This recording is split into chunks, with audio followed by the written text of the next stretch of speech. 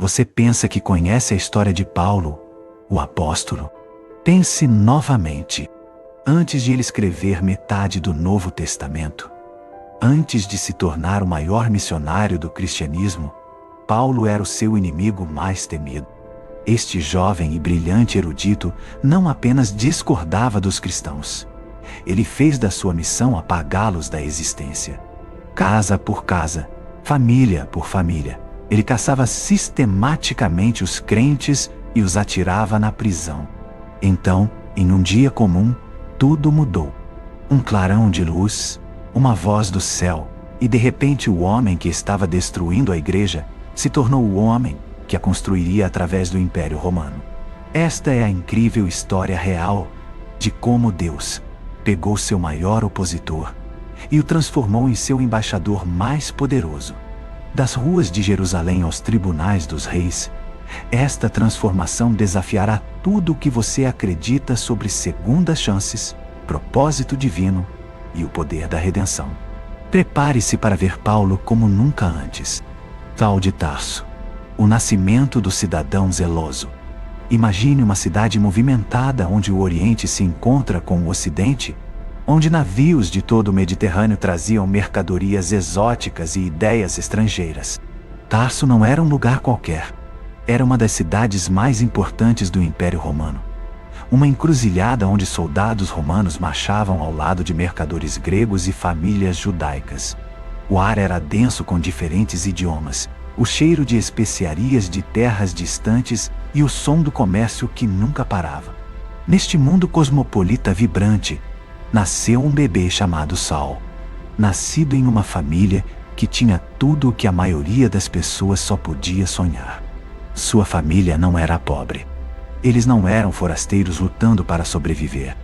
Eram pessoas importantes com dinheiro, conexões e respeito na comunidade. Seu pai era um fariseu, parte do grupo religioso mais estrito do judaísmo.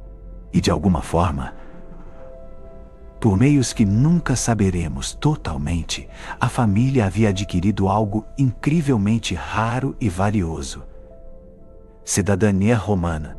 Isto não era algo que se podia comprar facilmente. Era um tesouro que abria portas e fornecia proteção que a maioria das pessoas jamais teria. Anos depois, como o próprio Paulo diria a um comandante romano em Atos 22, 28. Eu nasci cidadão quando o comandante se gabou de pagar uma soma enorme por sua cidadania. A simples resposta de Paulo mostrou o quão especial era seu direito de nascença. Este pequeno detalhe um dia salvaria sua vida repetidamente quando multidões enfurecidas quisessem matá-lo e a lei romana se tornasse seu escudo.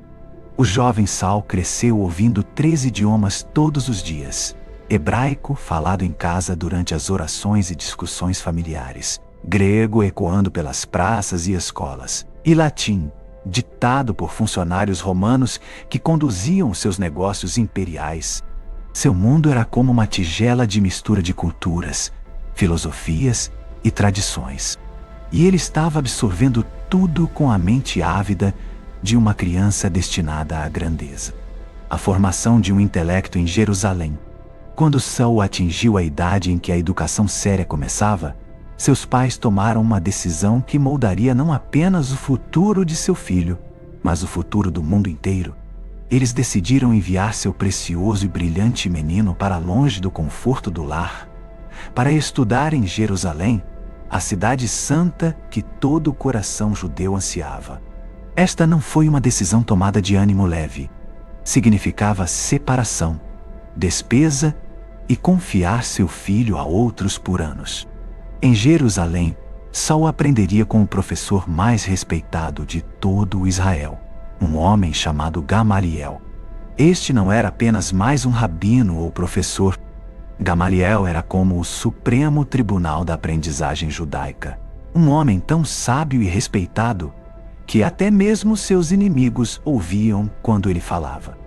Sua reputação se estendia por todo o mundo romano, e estudantes vinham de todos os lugares esperando aprender aos seus pés. Como Paulo diria mais tarde, a uma multidão furiosa que tentava matá-lo em Atos 22, eu sou judeu, nascido em Tarso da Cilícia, mas criado nesta cidade. Estudei sob Gamaliel e fui completamente treinado na lei de nossos ancestrais. Eu era tão zeloso por Deus quanto qualquer um de vocês é hoje. Estas não eram palavras vazias. Eram o testemunho de um homem que havia recebido a mais fina educação disponível em qualquer lugar do mundo. Dia após dia, o jovem Saulo sentava-se com outros estudantes brilhantes, memorizando as escrituras hebraicas, palavra por palavra, até que livros inteiros vivessem em sua mente. Ele aprendeu a argumentar e debater com lógica afiada, a ver todos os ângulos de um problema, a defender suas crenças contra qualquer desafio. Sua mente era como uma espada perfeitamente trabalhada, cortando cada questão com precisão e poder. Os outros estudantes o observavam com uma mistura de admiração e ciúme. Este jovem de Tarso era claramente especial. Saulo não se contentava em ser apenas mais um estudante entre muitos, apenas mais um rosto na multidão de buscadores religiosos. Ele tinha ambição ardendo em seu peito e uma determinação em ser o melhor absoluto em tudo que tocava. Entre todos os fariseus, os judeus mais estritos, mais dedicados e mais religiosamente puros do mundo, Saulo começou a se destacar como uma estrela brilhante em um céu escuro. Ele não apenas seguia as regras, ele as excedia. Ele não apenas conhecia a lei, ele a vivia com uma paixão que espantava até os líderes religiosos mais dedicados. Enquanto outros jovens de sua idade pensavam em casamento, negócios ou sucesso mundano, Saulo estava consumido por uma coisa: servir a Deus com absoluta perfeição. Paulo descreveria mais tarde este período de sua vida em Gálatas 1:14, dizendo: eu estava avançando no judaísmo, além de muitos da minha própria idade entre o meu povo, e era extremamente zeloso pelas tradições dos meus pais. Esta não era apenas dedicação religiosa. Era um fogo espiritual queimando tão intensamente que todos ao seu redor podiam sentir o calor. Quando ele falava nas sinagogas, homens mais velhos se inclinavam para ouvir. Quando ele debatia pontos da lei, sua lógica era impecável. Quando ele orava, sua paixão era inconfundível. Os outros fariseus o observavam e sussurravam entre si: este jovem nos liderará a todos um dia. Ele tem a mente de um erudito, o coração de um guerreiro e a dedicação de um santo. Eles viam nele tudo o que esperavam que a próxima geração de liderança judaica pudesse se tornar. Saulo era a esperança brilhante deles para o futuro, a prova de que a fé antiga poderia produzir jovens líderes brilhantes que levariam a tradição adiante com inteligência e zelo. O ódio crescente e a perseguição sanguinária. Então, algo profundamente perturbador começou a acontecer na cidade santa de Jerusalém. Histórias estranhas começaram a se espalhar pelas ruas. Conversas sussurradas que gelavam o sangue de Saulo. Um grupo de pessoas havia aparecido que alegava que seu professor morto, um carpinteiro da insignificante cidade de Nazaré, estava na verdade vivo novamente. Pior ainda, eles estavam dizendo a quem quisesse ouvir que este Jesus era o Messias prometido, aquele que todos os judeus estavam esperando. Para Saulo, isso não era apenas errado, era absolutamente insano. O Messias deveria ser um rei poderoso que marcharia para Jerusalém com exércitos, derrotaria os romanos que ocupavam sua terra e estabeleceria um reino que governaria o mundo inteiro. O Messias seria glorioso, vitorioso, imparável. Em vez disso, essas pessoas iludidas estavam falando sobre alguém que havia morrido a morte mais vergonhosa possível. A crucificação reservada para os piores criminosos e rebeldes. Como um homem morto poderia ser o Messias? Como alguém que nem conseguia salvar a si mesmo de uma cruz romana poderia salvar uma nação inteira. A própria ideia não era apenas ridícula, era blasfema, perigosa e ameaçadora a tudo que Saulo considerava sagrado. Estes seguidores de Jesus não estavam apenas confusos. Eles estavam desviando bons judeus da verdade que havia sido transmitida por milhares de anos. Enquanto Saulo observava estes cristãos, era assim que eles se chamavam. Ele sentiu algo quente e irado subir em seu peito. Este era o seu momento. Era por isso que Deus lhe havia dado uma mente tão brilhante, um treinamento tão perfeito, uma paixão tão ardente pela verdade. Alguém tinha que deter essas pessoas antes que destruíssem tudo o que era santo e puro. Alguém tinha que proteger a fé de Israel desta perigosa infecção. E Saulo sabia com absoluta certeza que ele era o homem que Deus havia escolhido para esta missão crucial. O testemunho de Estevão e o fogo da vingança. A primeira vez que Saulo encontrou estes cristãos cara a cara, isso aconteceu durante o julgamento de um jovem chamado Estevão. Este não era algum camponês sem educação ou uma velha confusa. Estevão era inteligente, eloquente e absolutamente destemido. Em vez de tremer diante do tribunal religioso mais poderoso de Jerusalém, em vez de implorar por misericórdia ou tentar escapar, Estevão fez algo que chocou a todos na sala. Ele se levantou e lhes deu uma lição de história que eles jamais esqueceriam. Começando com Abraão, Estevão percorreu toda a história de Israel, mostrando como o povo de Deus sempre rejeitou seus mensageiros. Suas palavras eram como flechas, atingindo seu alvo com perfeita precisão. Os líderes religiosos sentavam-se ali, ficando cada vez mais irados, enquanto este jovem cristão desmantelava sistematicamente seus argumentos e expunha sua hipocrisia. O discurso registrado em Atos 7 atinge um clímax que explodiu como um trovão no tribunal. Estevão olhou para aqueles homens poderosos e declarou: povo teimoso, de coração e ouvidos incircuncisos. Vocês são iguais aos seus antepassados. Sempre resistem ao Espírito Santo. Qual dos profetas os seus antepassados não perseguiram? Eles até mataram aqueles que predisseram a vinda do justo, do qual vocês agora se tornaram traidores e assassinos, vocês que receberam a lei entregue por meio de anjos, mas não a obedeceram.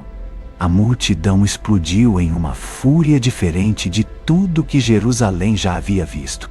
Eles agarraram Estevão, arrastaram-no para fora dos muros da cidade e começaram a atirar pedras nele com fúria assassina. Saulo estava lá, observando tudo se desenrolar. Como Atos 7:58 nos diz, as testemunhas puseram suas capas aos pés de um jovem chamado Saulo.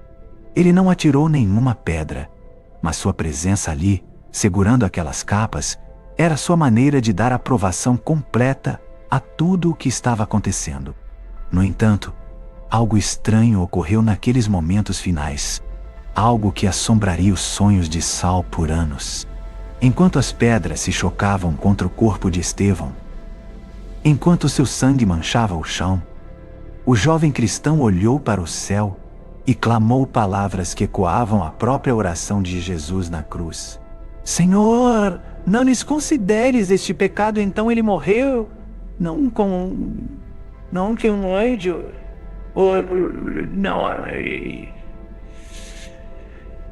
A morte de Estevão foi apenas o começo para Saulo. Ele havia provado sangue e agora queria mais. A execução não havia satisfeito sua raiva. Apenas alimentara uma fome que parecia crescer a cada dia. Como Atos 8:1 registra claramente, Saulo aprovou a morte de Estevão. Mas a aprovação não era mais suficiente. Observar não era suficiente. Saulo decidiu que era hora de assumir o comando deste problema cristão, de uma vez por todas. Ele se transformou em algo como um caçador, rastreando animais perigosos pela selva. Seu método era sistemático, completo e absolutamente implacável. Casa por casa, rua por rua, ele procurava por qualquer um que acreditasse em Jesus. Ele sabia como fazer as perguntas certas, como identificar os sinais, como encontrar os crentes, não importa o quão bem eles tentassem se esconder. Atos 8:3 descreve seu método com precisão arrepiante. Saulo, porém, devastava a igreja. Indo de casa em casa, arrastava homens e mulheres e os lançava na prisão. A palavra arrastava pinta um quadro de violência, de famílias separadas, de crianças assistindo seus pais desaparecerem na escuridão das masmorras romanas. Esta não era uma prisão educada. Esta era uma perseguição brutal levada a cabo com a plena autoridade da elite religiosa. Saulo não fazia distinção entre homens e mulheres, jovens e velhos, ricos e pobres. Se eles seguissem a Jesus, eles eram seus inimigos. Se eles acreditassem que o carpinteiro de Nazaré era o Messias, eles mereciam o que quer que lhes acontecesse. O nome Saulo se tornou um sussurro de terror entre os crentes em Jerusalém. Mães silenciavam seus filhos quando ouviam seu nome. Famílias se dispersavam como pássaros quando chegava a notícia de que ele estava em seu bairro. Mas Saulo não estava apenas seguindo ordens de outra pessoa. Ele estava dando as ordens, planejando os ataques, coordenando as prisões.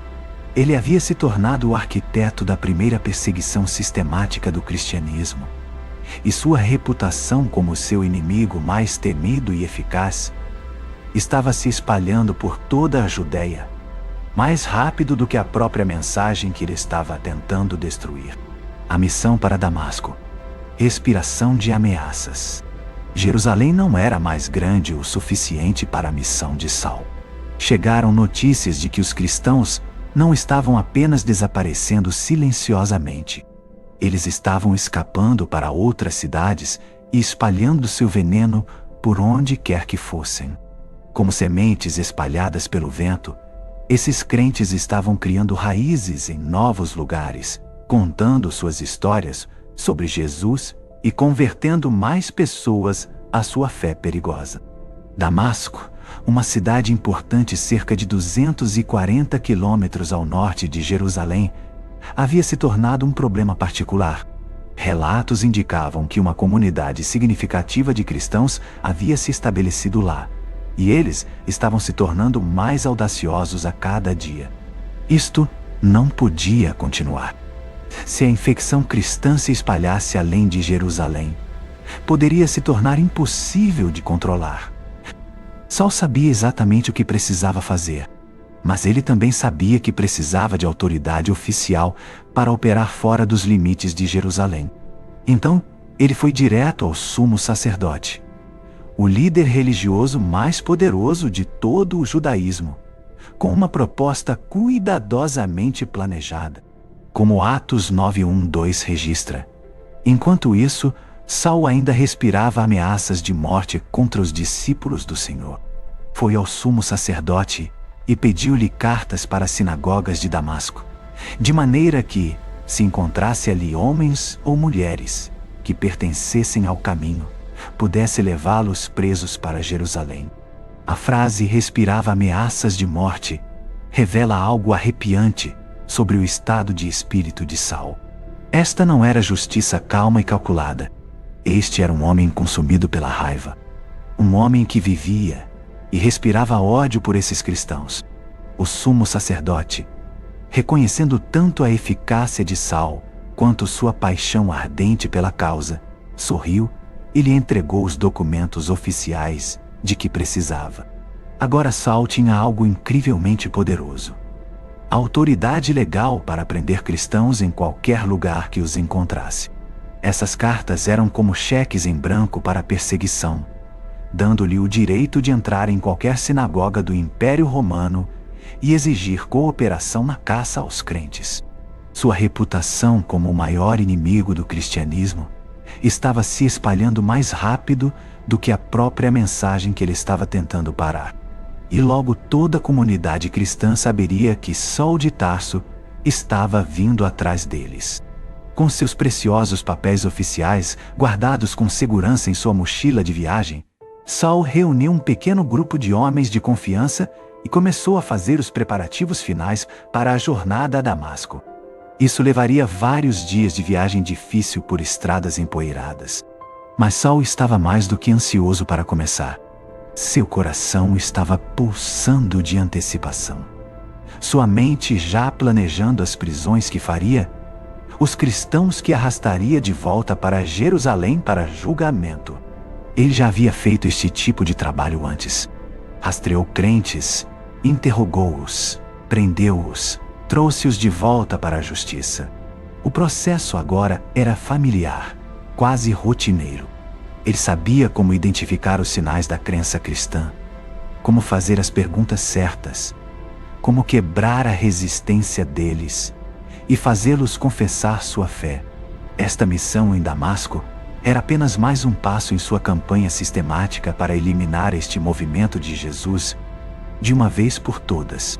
O sol estava quente quando eles deixaram Jerusalém, e as estradas se estendiam diante deles como uma fita de poeira e pedra. A determinação de Saulo ardia ainda mais quente do que o sol do Oriente Médio que castigava suas cabeças. Ele carregava consigo não apenas cartas oficiais, mas a convicção absoluta de que estava fazendo a obra de Deus, que cada prisão era um ato de adoração, que cada cristão que ele prendia era outra vitória para a verdadeira fé de Israel.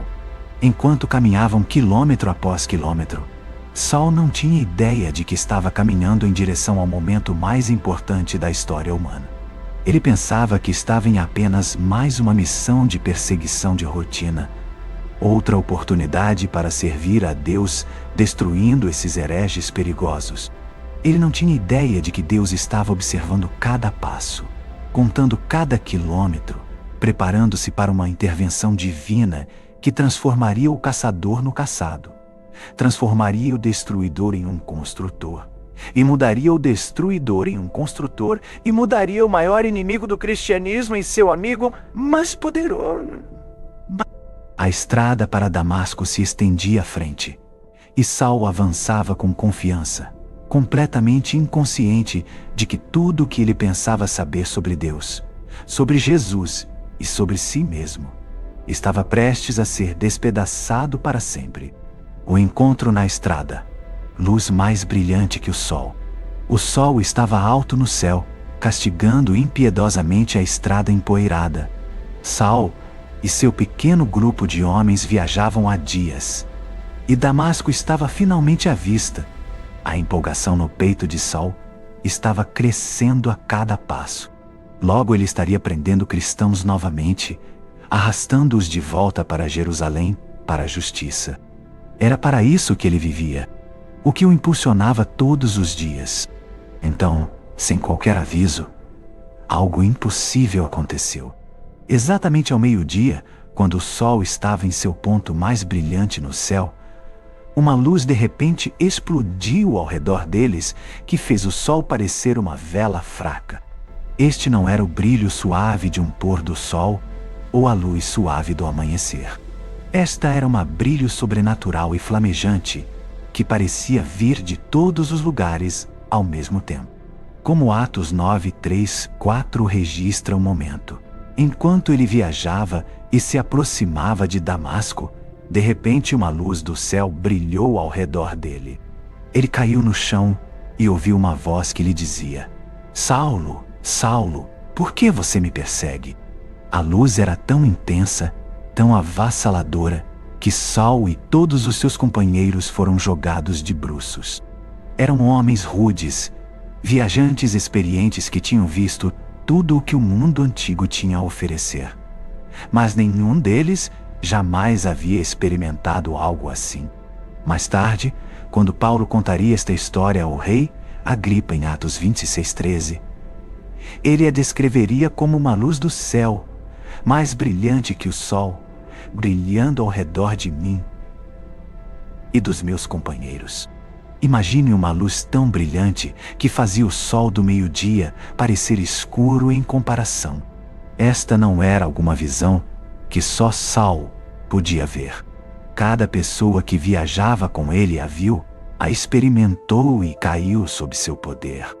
Naquele momento cegante, tudo o que Saulo pensava saber sobre a realidade desmoronou ao seu redor. Isso não era natural. Isso não era normal. Isso era algo divino, algo que só poderia vir do próprio trono do céu. O homem que havia sido tão confiante, tão certo de sua missão, estava de repente de bruços na poeira, completamente indefeso diante de um poder maior do que qualquer coisa que ele já imaginara. A pergunta que destruiu um mundo. Enquanto Saulo estava ali na poeira, seus olhos ardendo com a luz incrível, uma voz começou a falar com ele. Mas esta não era qualquer voz. Estava falando em hebraico, sua língua nativa, com uma autoridade que parecia sacudir o próprio ar ao seu redor. As palavras cortaram sua alma como uma espada. Saulo, Saulo, por que você me persegue? A pergunta o atingiu como um golpe físico. Perseguir quem? Saulo pensava que estava servindo a Deus, defendendo a fé, protegendo Israel de hereges perigosos. Ele nunca havia pensado em si mesmo como perseguindo ninguém, exceto inimigos da verdade. Confuso e aterrorizado, Saulo conseguiu perguntar: "Quem é você, Senhor?" A resposta que veio destruiu seu mundo inteiro em uma única frase. Como Atos 9:5 registra: "Eu sou Jesus, a quem você está perseguindo." Jesus, o nome que Saulo odiava mais do que qualquer outro nome na terra, o carpinteiro de Nazaré que havia morrido em uma cruz romana, o falso Messias cujos seguidores Saulo vinha caçando e destruindo. Mas este Jesus não estava morto. Ele estava vivo, falando do céu, cercado por luz mais brilhante que o sol. E pior do que isso, Saulo de repente percebeu que cada vez que ele havia prendido um cristão, cada vez que ele havia atirado um crente na prisão, cada vez que ele havia aprovado sua execução, ele havia estado atacando o próprio Jesus. Mais tarde, quando Paulo contaria esta história em Atos 26:14, ele se lembraria de que Jesus disse algo ainda mais arrepiante: "É difícil para você recalcitrar contra os aguilhões." Um aguilhão era um bastão afiado usado para conduzir o gado. E Jesus estava dizendo a Saulo que ele estava lutando contra o próprio Deus, ferindo a si mesmo com cada golpe que tentava desferir contra os cristãos. Naquele momento, a mente brilhante de Saulo começou a entender a terrível verdade. Ele não estava servindo a Deus de forma alguma. Ele tinha sido inimigo de Deus. Ele não estava protegendo a fé. Ele estava atacando-a. Tudo o que ele pensava que estava certo, estava errado. Tudo o que ele pensava que estava errado, estava certo. O homem que ele pensava ser um herege morto, era na verdade o Filho vivo de Deus. 3 dias de escuridão e transformação. Quando Saulo finalmente tentou se levantar e abrir os olhos, ele descobriu algo aterrorizante. Ele não conseguia ver nada. A luz brilhante que o havia derrubado havia queimado sua visão completamente. Como Atos 9:8 nos diz, Saulo levantou-se do chão, mas, quando abriu os olhos, nada conseguia ver. Então, guiando-o pela mão, levaram-no para Damasco. Imagine este homem orgulhoso e independente, que sempre esteve no controle de tudo, de repente se tornando indefeso como uma criança. Seus companheiros tiveram que pegá-lo pela mão e guiá-lo como um mendigo cego pelos portões da mesma cidade onde ele havia planejado ser um herói conquistador.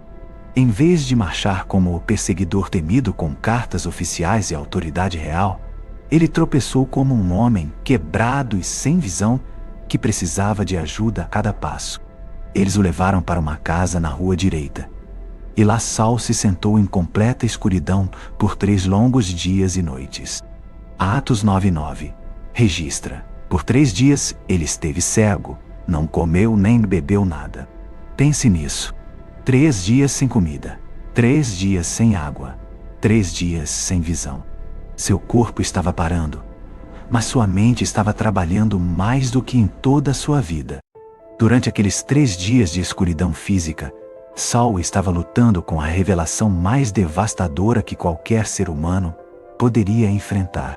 Tudo o que ele havia acreditado sobre Deus estava errado. Tudo o que ele havia feito em nome de Deus estava, na verdade, lutando contra Deus. Os cristãos que ele vinha perseguindo não eram hereges. Eles eram o verdadeiro povo de Deus. O Jesus que ele vinha tentando destruir não era um falso Messias. Ele era o verdadeiro. Estes 3 dias eram paralelos aos 3 dias de Jesus no túmulo.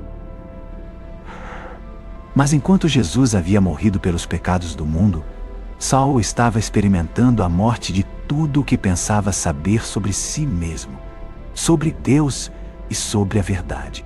Naquela escuridão, o velho Saulo, o perseguidor, o inimigo de Cristo, estava morrendo, e algo completamente novo estava nascendo. Ananias, a fé do crente comum.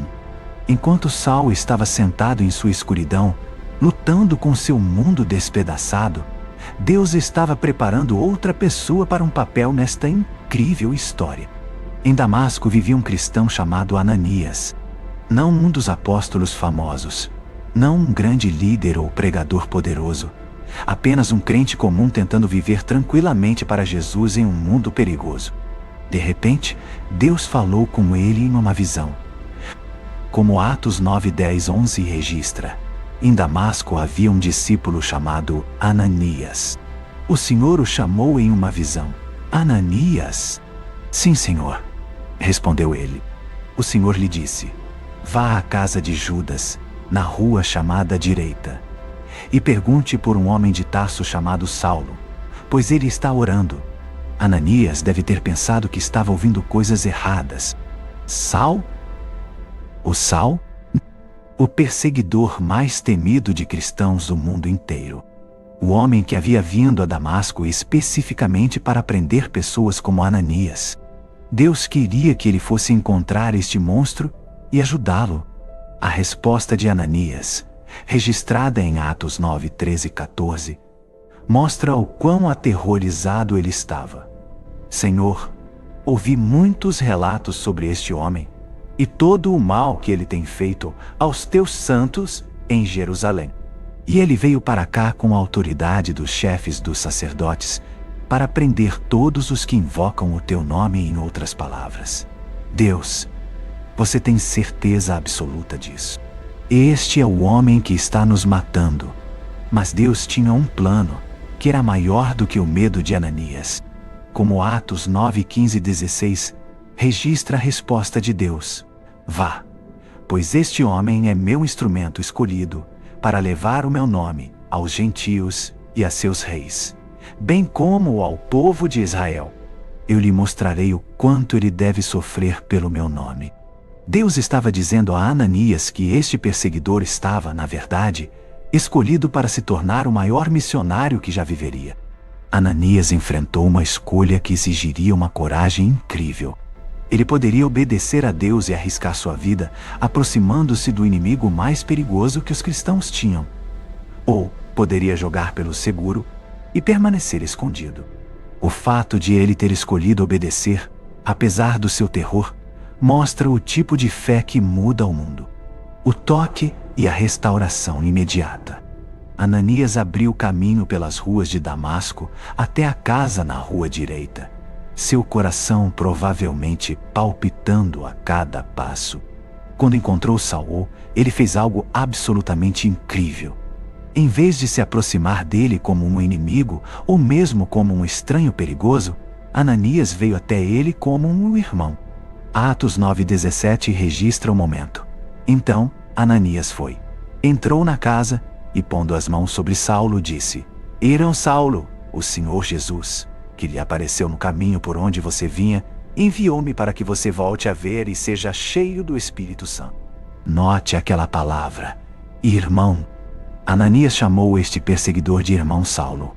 O homem que vinha caçando cristãos estava agora sendo acolhido na família, por uma das mesmas pessoas que ele havia vindo prender. Isto não era apenas perdão. Esta era uma aceitação instantânea e completa como um colega crente. No momento em que Ananias colocou as mãos sobre Saulo, algo milagroso aconteceu. Atos 9:18 nos diz: imediatamente, algo como escamas caiu dos olhos de Saulo, e ele pôde ver novamente. Ele se levantou e foi batizado. A palavra imediatamente mostra que esta não foi uma cura gradual. Foi uma restauração sobrenatural instantânea. Mas as escamas que caíram dos olhos de Saulo não eram apenas físicas. Pela primeira vez em sua vida, ele pôde ver a verdade espiritual claramente. O homem que havia sido espiritualmente cego, enquanto via fisicamente perfeitamente, estava agora espiritualmente desperto. Ele podia ver que Jesus realmente era o Messias. Ele podia ver que os cristãos estavam certos o tempo todo. Ele podia ver que o plano de Deus era maior e mais bonito do que qualquer coisa que ele já havia imaginado. O batismo que se seguiu não foi apenas uma cerimônia religiosa. Foi a declaração pública de Saulo de que ele não era mais o inimigo daquelas pessoas. Ele era um deles agora. O perseguidor havia se tornado um crente. O caçador havia se tornado parte do rebanho. O inimigo havia se tornado família. O precursor inacreditável e a fuga na cesta. O que aconteceu a seguir chocou a todos em Damasco além da crença. Em vez de se afastar silenciosamente, em vez de manter sua conversão em segredo, em vez de se integrar gradualmente à sua nova fé, Saulo fez algo que virou a cidade inteira de cabeça para baixo. Atos 9.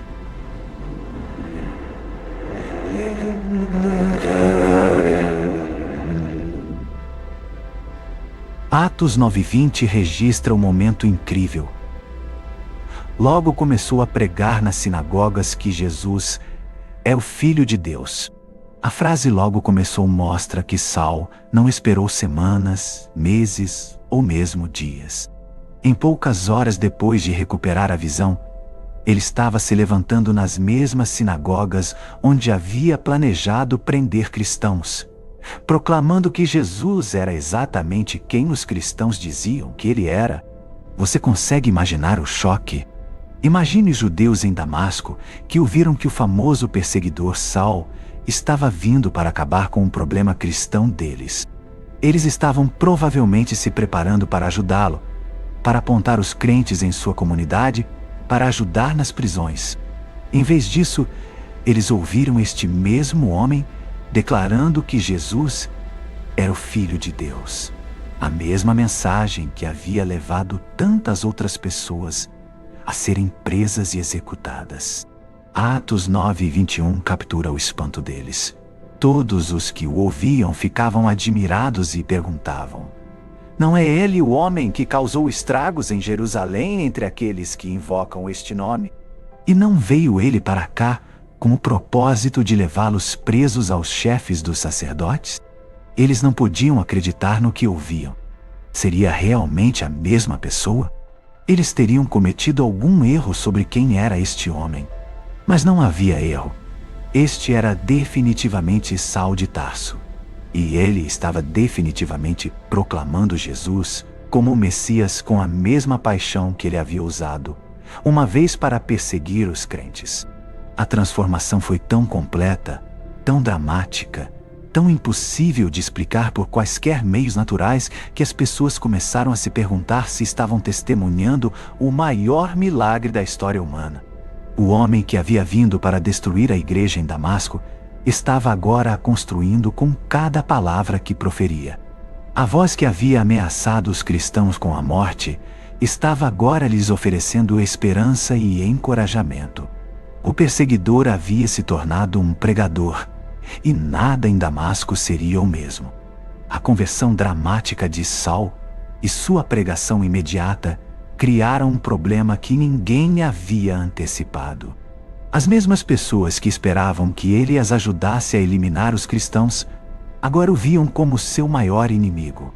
Atos 9:23 nos diz o que aconteceu a seguir. Depois de muitos dias, os judeus fizeram um plano para matá-lo. O caçador havia se tornado caçado da maneira mais dramática possível. O homem que havia feito sua reputação, perseguindo cristãos, estava agora experimentando a perseguição em si mesmo. Seus antigos aliados, as pessoas que o haviam recebido como seu campeão, estavam agora planejando seu assassinato com a mesma determinação que ele havia usado uma vez para caçar crentes.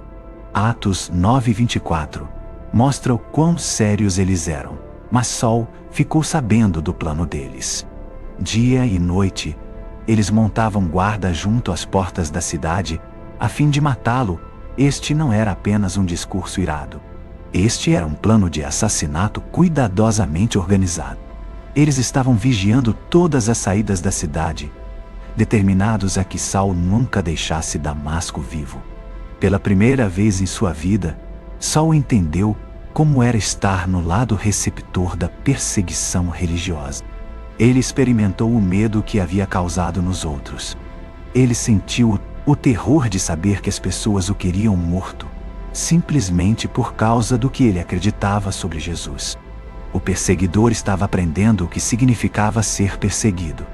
Mas os cristãos em Damasco não abandonaram seu novo irmão. Atos 9:25 registra sua solução criativa. Mas seus discípulos o levaram de noite e o fizeram descer num cesto por uma abertura no muro. Imagine este líder religioso respeitado e digno sendo contrabandeado para fora da cidade, como um pedaço de carga, escondido em um cesto e baixado pelo muro da cidade, sob o manto da escuridão. Anos depois, quando Paulo escrevesse aos Coríntios em 2ª Carta de Coríntios 11:32-33, ele se lembraria desta experiência humilhante em Damasco. Em Damasco, o governador, sob o rei Aretas, guardava a cidade dos damascenos para me ganhar. Mas eu fui descido numa cesta por uma janela no muro e escapei das mãos dele. Esta fuga se tornou uma das histórias de fuga mais famosas da história, mostrando que Deus poderia usar até mesmo um cesto e uma corda para proteger seu mensageiro escolhido. Os 3 anos no deserto da Arábia. O preparo secreto. Após sua dramática fuga de Damasco, Saul não se apressou imediatamente para o trabalho missionário ou voltou direto para Jerusalém para se desculpar com os apóstolos. Em vez disso, ele fez algo que a maioria das pessoas não sabe, algo que se provaria crucial para tudo o que veio depois. O próprio Paulo revela este período oculto em Gálatas 1:17, onde ele escreve: Eu não subi a Jerusalém para ver aqueles que eram apóstolos antes de mim, mas fui para a Arábia. Depois, voltei a Damasco. Esta breve menção cobre o que podem ter sido os 3 anos mais importantes de toda a sua vida. A Arábia naqueles dias se referia ao reino desértico ao sul e leste de Damasco. Um lugar selvagem e solitário, onde um homem podia desaparecer completamente do mundo civilizado. Isto não era férias ou um tratamento de repouso. Este foi um tempo de preparação espiritual intensiva que o próprio Deus havia planejado. Naquele deserto, longe de todas as distrações e influências humanas, Saul passou 3 anos em comunicação direta com o Cristo ressuscitado. Este não era treinamento teológico formal em uma escola rabínica. Esta foi uma imersão divina, onde Jesus pessoalmente instruiu Saul nos mistérios do Evangelho, revelando-lhe a profundidade da graça e o significado da sua morte e ressurreição. Paulo, o erudito que havia memorizado as escrituras hebraicas, palavra por palavra, estava agora recebendo a revelação direta do próprio Deus. Sua mente brilhante estava sendo reestruturada, seus preconceitos religiosos desmantelados, sua compreensão da lei sendo reescrita à luz de Cristo. O deserto da Arábia se tornou a sala de aula de Saul. Foi lá que ele compreendeu as verdades mais profundas que mais tarde escreveria em suas epístolas, as doutrinas que moldariam o cristianismo por 2 milênios. A totalidade da lei estava agora em perspectiva, vista não como um meio de justificação, mas como um tutor que apontava para Cristo. Estes 3 anos no deserto foram o crisol onde o fariseu zeloso foi derretido e o apóstolo dos gentios foi forjado. Saulo de Tarso, o inimigo, desapareceu na solidão. E Paulo, o vaso escolhido, emergiu. Sua fé não era baseada no testemunho de outros apóstolos, mas na revelação pessoal e direta de Jesus. Este detalhe é vital. Sua autoridade como apóstolo viria diretamente de Cristo, e ele passou 3 anos recebendo-a, longe de qualquer influência humana. A rejeição em Jerusalém e a aceitação por Barnabé. Após os 3 anos na Arábia e um retorno a Damasco, Paulo finalmente sentiu que era hora de ir a Jerusalém. Sua intenção era clara. Ele queria se juntar aos apóstolos e começar seu ministério oficialmente. No entanto, a reputação de Saulo era tão sombria e sua conversão tão inacreditável que ele encontrou rejeição total. Atos 9:26 registra a situação. Quando chegou a Jerusalém, tentou juntar-se aos discípulos, mas todos estavam com medo dele, não acreditando que ele fosse realmente um discípulo. Imagine a cena. Paulo, o homem que havia derrubado as portas das casas deles, que havia arrastado seus amigos e familiares para a prisão, estava agora tentando apertar suas mãos e ser chamado de irmão. O medo e a desconfiança eram compreensíveis. Como eles podiam ter certeza de que não era um truque elaborado para infiltrar-se e prender o restante dos crentes? Sua transformação era simplesmente muito boa para ser verdade.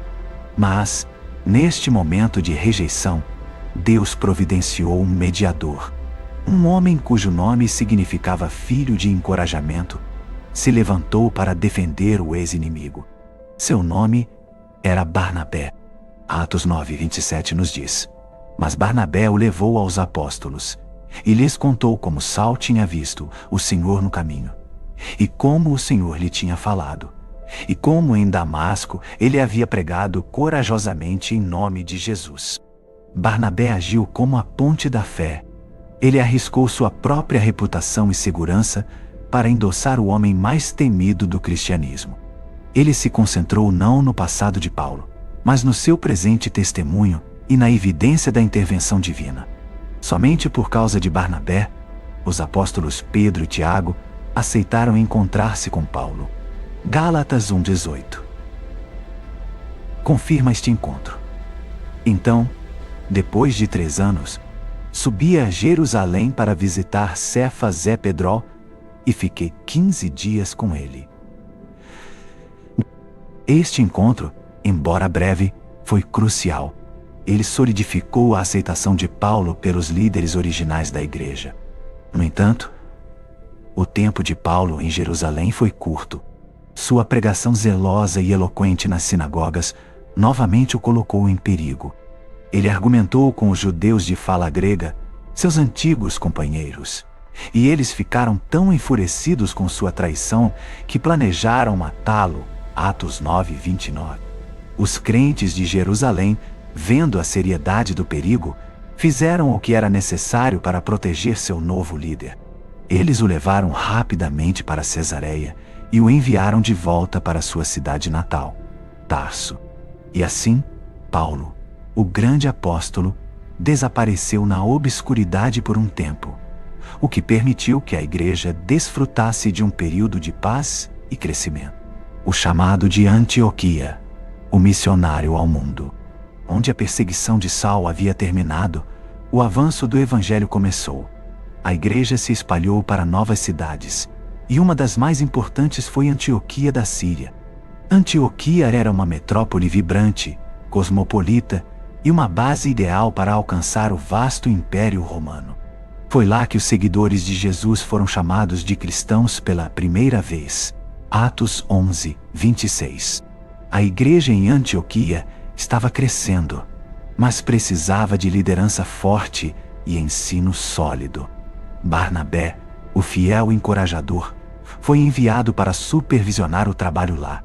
Vendo a vastidão da colheita e reconhecendo a necessidade de um mestre talentoso, Barnabé se lembrou do homem que havia desaparecido em Tarso. Atos 11, 25-26 descreve o momento de virada. Então, Barnabé foi a Tarso procurar Saulo e, quando o encontrou, levou-o para Antioquia. Assim, durante um ano inteiro, Barnabé e Saulo reuniram-se com a igreja e ensinaram a muita gente. Em Antioquia, os discípulos foram pela primeira vez chamados cristãos. Aos 40 e poucos anos, depois de mais de uma década desde sua conversão, Paulo finalmente encontrou seu propósito e seu parceiro. Antioquia se tornou o centro de lançamento do ministério mundial de Paulo. Seu treinamento de vida, Tarso. Seu treinamento religioso, Jerusalém. E sua revelação divina, Arábia, se uniram perfeitamente neste novo papel como professor e líder. O chamado final para o ministério missionário veio diretamente do Espírito Santo durante um tempo de jejum e adoração. Atos 13:2 diz: Enquanto eles adoravam o Senhor e jejuavam, o Espírito Santo disse: Separem-me Barnabé e Saulo para a obra a que os tenho chamado. Este foi o momento que o mundo havia esperado. O ex-perseguidor foi comissionado pelo Espírito Santo para ser o embaixador oficial de Cristo ao mundo gentio. A primeira viagem missionária. Enfrentando a oposição. A primeira viagem missionária, com Barnabé e o jovem João Marcos, estabeleceu o padrão para toda a obra de Paulo. Eles visitavam as sinagogas em cada nova cidade, pregando primeiro aos judeus, e depois, quando rejeitados ou perseguidos, voltavam-se corajosamente para os gentios. Em Chipre, Paulo enfrentou o mágico Elimas, que tentou desviar o procônsul Sérgio Paulo da fé. Paulo, cheio do Espírito Santo, o confrontou com a autoridade divina. Ó homem cheio de todo engano e de toda malícia, filho do diabo, inimigo de toda justiça, não cessarás de perverter os caminhos retos do Senhor? Eis que a mão do Senhor está sobre ti, e ficarás cego, sem ver o sol por algum tempo. O mágico ficou imediatamente cego, e o procônsul, vendo o milagre, creu. Este foi o momento em que Saul, o nome judaico, se transformou em Paulo, o nome latino, marcando sua missão para o mundo romano. Em Icônio e Listra, a perseguição se intensificou. Em Listra, depois de curar um homem coxo de nascença, a multidão tentou adorá-lo como o deus Hermes e Barnabé como Zeus. Paulo teve que rasgar suas roupas e clamar-lhes para que parassem, mas logo depois, judeus de cidades vizinhas vieram, incitaram as multidões e apedrejaram Paulo, arrastando seu corpo para fora da cidade e deixando-o como morto. Atos 14:19. O homem que havia aprovado o apedrejamento de Estevão agora experimentava a mesma morte violenta. Mas, milagrosamente, Paulo se levantou. Cercado pelos discípulos, ele se levantou. Voltou para a cidade e no dia seguinte partiu corajosamente para o próximo destino. A perseguição não o quebrou, apenas fortaleceu sua determinação. Ele havia se tornado o que uma vez odiou, um mártir vivo que havia sido apedrejado e deixado para morrer por causa de sua fé. Os caminhos de Paulo. O testemunho final. A vida de Paulo, a partir deste ponto, se torna um testemunho de perseverança sobrenatural, movida pela fé. Seus sofrimentos foram imensos. Em 2ª Carta de Coríntios 11, 23-27, ele lista: 5 vezes recebeu 39 chicotadas dos judeus. 3 vezes foi açoitado com varas pelos romanos. 1 vez foi apedrejado, em Listra. 3 vezes naufragou. Passou um dia e uma noite no mar profundo. Viajou constantemente, enfrentando perigos de rios, salteadores, seus próprios compatriotas e gentios. Enfrentou perigos na cidade, no deserto, no mar e entre falsos irmãos. Trabalhou arduamente e labutou. Muitas vezes ficou sem dormir, com fome e sede, no frio e sem roupas. O homem que havia sido o terror da igreja, agora era o maior sofredor pela causa de Cristo. Cada cicatriz era uma prova de sua conversão genuína e de sua comissão divina. Sua missão o levou a Atenas, onde ele debateu filosoficamente com os intelectuais no Areópago. A Corinto, onde ele fundou uma igreja cheia de problemas. E a Éfeso, onde sua pregação desencadeou um tumulto dos fabricantes de ídolos, preocupados com o declínio de seus negócios, a prisão e a coroa. O desfecho feliz. O desfecho da vida de Paulo não foi uma morte natural e tranquila. Foi o cumprimento corajoso da profecia que Deus havia dado a Ananias. Eu lhe mostrarei o quanto ele deve sofrer pelo meu nome. Paulo, o cidadão romano, foi finalmente preso em Jerusalém e usou sua cidadania para apelar ao imperador. Apelo para César. Atos 25:11. Atos 25. Isto o levou a uma longa viagem como prisioneiro até Roma, onde ele passou 2 anos em prisão domiciliar, mas ainda capaz de pregar e escrever. As cartas que ele escreveu durante a prisão, Efésios, Filipenses, Colossenses, Filemão, são algumas das mais profundas e encorajadoras das Escrituras.